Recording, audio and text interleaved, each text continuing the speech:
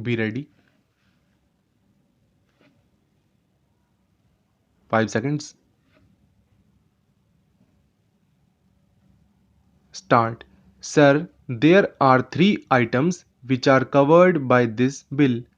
I support the three items because this bill symbolizes and represents a new national development of having a consensus on certain basic questions.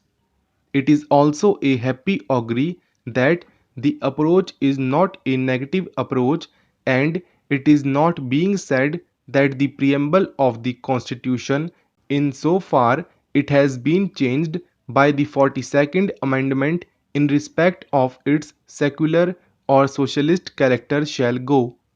It is not said that the list of fundamental duties shall go. It is not said that the directive principles which were amended to provide for workers' representation or for legal aid or for conservation of natural resources will go. That is a healthy development. So far as the Congress party is concerned, it has approached the question with an open mind.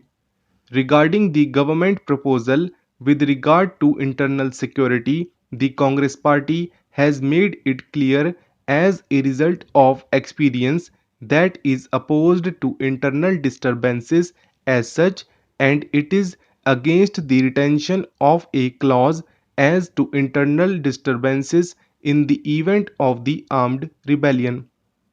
As a result of recent experience, we as the Congress Party stand by those provisions of the 42nd Amendment, such as the amendment to the preamble or the directive principles, and we also say that there should be no power in Parliament to declare an internal emergency.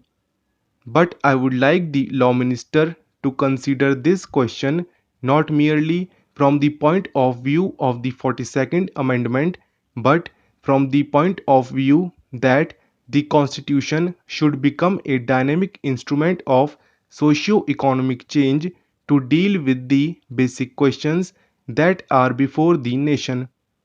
Why did we think of the constitutional amendments? Why did the first constitutional amendment come?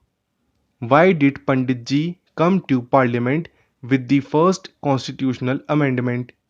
It was because our legislation for the abolition of zamindari was struck down. Why did Pandit Nehru come to Parliament in 1955 with the fourth constitutional amendment? Again, it was because our socio-economic legislations were struck down. Therefore, when we consider a constitutional amendment, we have to consider the problems that had arisen. Certain property rights, which became part of the fundamental rights, had stood in the way of various socio-economic legislations like land reforms, etc. Sir, we find that in the Golak Nath's case, it was laid down that Parliament had no power to alter the fundamental rights, which included the right to property. Sir, you would recall in the Golak Nath's case, the justice had said that if the aim was to introduce a socialistic pattern of society, then it was a mistake to incorporate property as a fundamental right. It is that mistake which was revealed in 1950 when land legislations were struck down.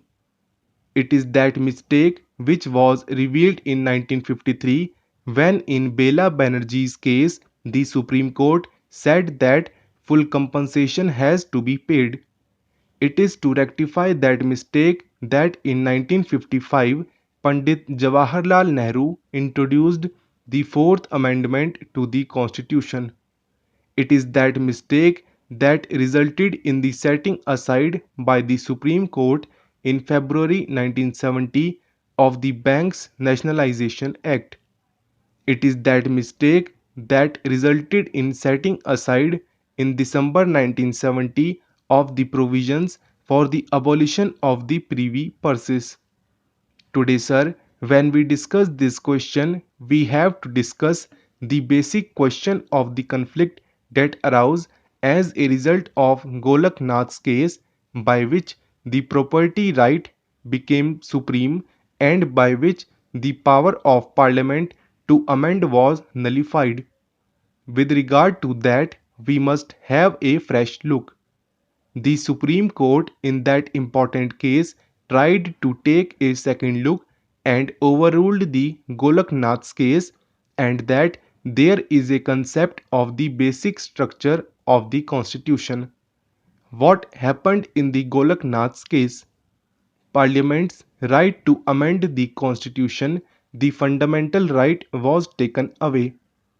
In that important case, a doctrine of basic structure was introduced. But the doctrine of basic structure, as now developed by the Supreme Court, is undefined and it is unchannelized. The question has now come before the Parliament to finally decide on these basic questions. First, we have to decide what is this basic structure. There has been two urges before the parliament. One is the socialistic urge to fight against inequality and to introduce socio-economic legislation. The obstacle here has been the fundamental rights to property. There is another urge of parliament, that is the democratic urge to preserve life and liberty. This should also be given place in our constitution by the Indian Parliament. The property right which stood in the way of bank nationalization, stood in the way of abolition of the privy purses, and also stood in the way of abolition of the zamindari system, that has to go in totality.